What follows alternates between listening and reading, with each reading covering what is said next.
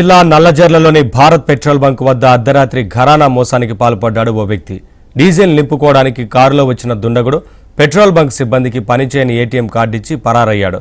కారులో డీజిల్ కొట్టించుకోవడంతో పాటు తన వెంట తెచ్చుకున్న టిన్లో కూడా 212 లీటర్ల డీజిల్ను నింపుకున్నాడు. బిల్లు 20,663 రూపాయలైందని సిబ్బంది చెప్పగా తన వద్ద ఉన్న ఏటీఎం కార్డు ఇచ్చిన నగదు జమ చేసుకోవాలని సూచించాడు. ఈ క్రమంలోనే ఆ కార్డు పనిచేయడం లేదని పెట్రోల్ బంకు సిబ్బంది ఆ కార్డుతో కుస్తీలు పడుతుండగా తాను వచ్చిన కారులో మెల్లగా జారుకున్నాడు ఆ దుండగుడు.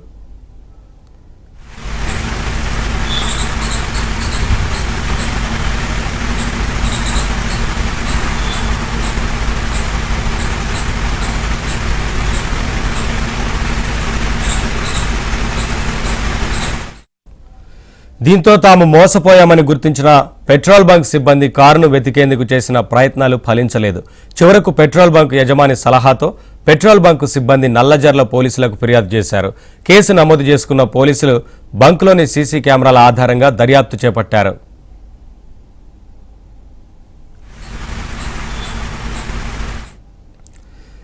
అప్డేట్స్ మా కరెస్పాండెంట్ రాంబాబు అందిస్తారు. రాంబాబు, పెట్రోల్ బంక్ నిర్వాహకులు ఏం చెప్తా ఉన్నారు? ఈ కేసు నమోదు చేసుకున్న పోలీసులు దర్యాప్తు చేపట్టినట్లు తెలుస్తోంది కదా, ఏమంటున్నారు? నవీన్, ప్రస్తుతానికి అయితే పోలీసులు కేసు దర్యాప్తు చేపట్టారు. ఇంకా ఎవరైతే మోసం చేశారో అతను ఆచూకీ ఇంకా తెలియలేదు. దీనికి సంబంధించి పెట్రోల్ బంకు నిర్వాహకులు సిబ్బంది మాత్రం ఒకటే చెప్తున్నారు, తాము మోసపోయామని చెప్పి చెప్తున్నారు. అదే కాకుండా అసలు విచిత్రమైన రీతిలో కూడా మోసం, ఇటీవల కాలంలో ఇటువంటి మోసం ఎప్పుడు జరగదని చెప్పి చెప్తున్నారు.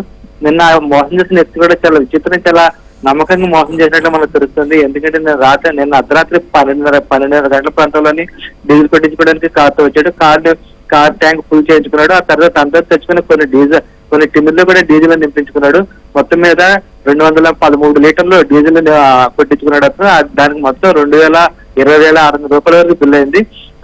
సిబ్బంది బిల్లు అడగగానే ఏటీఎం కార్డు ఇచ్చి అదేవిధంగా పిన్ నెంబర్ కూడా చెప్పాడు. సిబ్బంది పిన్ నెంబర్ పనిచేయకపోవడం తోటి మళ్ళీ అతని దగ్గర వచ్చేదైతే మళ్ళీ ట్రై చేయండి, నేను కారు పక్కన పార్క్ చేసి వస్తానని చెప్పేసి అన్నాడు. దాంతో నమ్మిన సిబ్బంది మళ్ళీ ఆ ఏటీఎం కార్డుతో కుస్తీలు పడుతున్న సమయంలోనే ఏదైనా కారుతో ఓడించారు. దాంతో ఒకసారిగా సిబ్బంది నిర్గంతపోయారు.